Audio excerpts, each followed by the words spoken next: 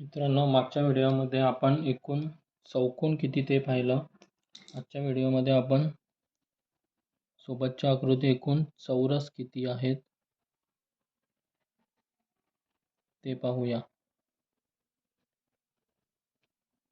मित्रांनो, आपण first example घेऊया.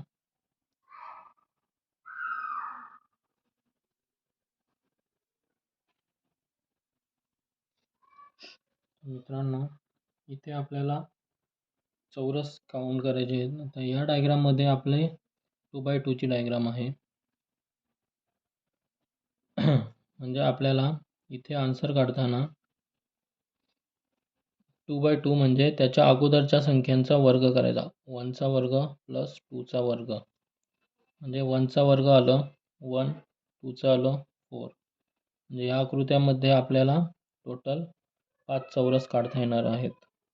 मित्रांनो, कसे काय? हा झाला फर्स्ट, हा झाला सेकंड, हा थर्ड, हा फोर्थ आणि हा पूर्ण एक फिफ्थ.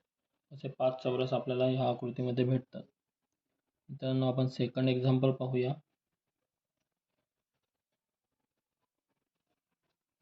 आता इथे आपण 3x3 चं घेतलं. या आकृतीमध्ये आपल्याला चौरस किती आहेत काउंट करायचे. मग 3x3 तीनच्या अगोदरच्या संख्यांचा वर्ग, 1 चा वर्ग, 2 चा वर्ग प्लस 3 चा वर्ग. 1 चा वर्ग 1, 2 चा 4, 3 चा 9. म्हणजे टोटल मांडल्यानंतर किती आलं 14. आपल्याला ह्या आकृतीमध्ये एकूण 14 चौरस भेटतात. मित्रांनो, आपण तसंच तिसरा सुद्धा एक्झाम्पल पाहूया.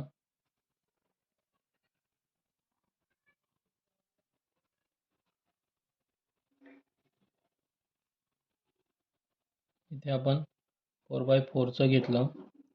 यामध्ये कसं येणार मित्रांनो, 1 2 3 4 4x4 चा चौकोन आहे. त्यामध्ये 1 चा वर्ग प्लस 2 चा वर्ग प्लस 3 चा वर्ग प्लस 4 चा वर्ग. 1 चा वर्ग 1, 2 चा वर्ग 4, 3 चा वर्ग 9, 14 चा 4 चा वर्ग 16. 4 आणि 1 5 अधिक 16 आणि 9 25, 25 अधिक 5 30. आपल्या ह्या आकृतीमध्ये एकूण 30 चौरस पाहायला मिळतील. तसंच मित्रांनो, आपण किती बाय कितीचं आहे चौरस ते पाहायचं आणि त्याच्या अगोदरच्या संख्यांचा वर्ग करायचा. समजा आता 5x5 चं असेल,